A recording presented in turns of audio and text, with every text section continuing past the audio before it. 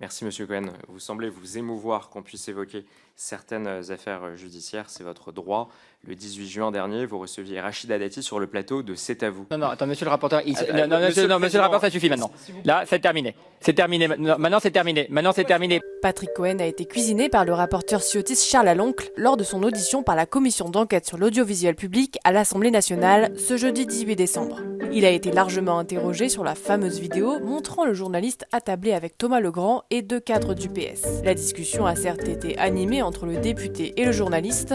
Ce constat d'huissier indique que la vidéo n'était ni truquée ni falsifiée, que les 10 points de tronquage n'ont altéré en rien la véracité des propos de M. Legrand et de la séquence qui vous filme. Confirmez-vous ces accusations qu'ils sont extrêmement graves?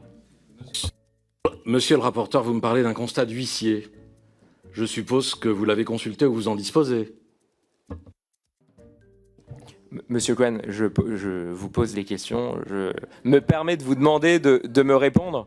Je répondrai à votre question, mais n'inversons pas les rôles. Cette fois-ci, devant la représentation nationale, vous n'êtes pas le journaliste éditorialiste qui a interrogé les invités politiques. Vous êtes là devant les Français pour répondre aux questions des représentants du peuple. Mais c'est surtout le président de la commission qui a fini par s'énerver franchement des questions posées par son collègue.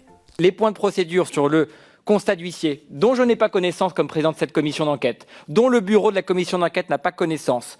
On n'est pas ici dans une cour de justice. Pardon, monsieur le rapporteur, mais vous pouvez poser toutes les questions que vous voulez, mais pas celles qu'un juge poserait dans le cadre d'un tribunal et d'une cour de justice.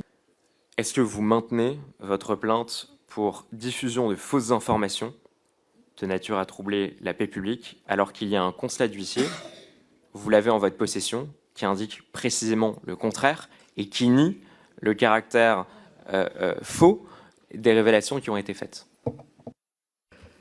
Alors, là, on rentre dans le détail d'une procédure judiciaire que je ne maîtrise pas complètement, à ma connaissance, mais j'en ai pas la certitude et je suis venu sans avocat. Je ne crois pas que ce soit l'usage de venir avec un avocat sur des procédures judiciaires que normalement, qui n'ont pas à être examinées par des commissions d'enquête.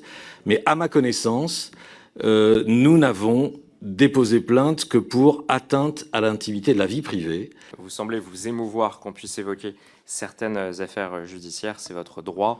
Le 18 juin dernier, vous receviez Rachida Dati sur le plateau de C'est à vous. Non, attends, monsieur le rapporteur, monsieur le rapporteur, ça suffit maintenant. Là, c'est terminé. C'est terminé. Maintenant, c'est terminé. Maintenant, c'est terminé parce que... Non, mais c'est terminé, vous allez reprendre la parole, mais c'est terminé pour 30 secondes. Monsieur Cohen ne s'en émeut pas.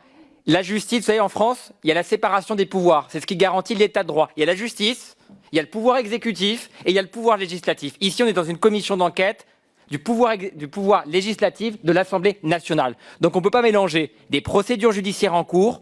Il y a un travail de justice qui est en train d'être mené. C'est un travail important, c'est un travail complexe. Et je sais que vous respectez, monsieur le rapporteur, la justice. Je sais que vous êtes attaché au travail de la justice. Donc on ne peut pas mélanger ici des procédures judiciaires en cours. Parce que sinon, M. Cohen pourrait refuser de répondre à l'annonce. Oui, mais poser des questions sur le fond. Sur le fond.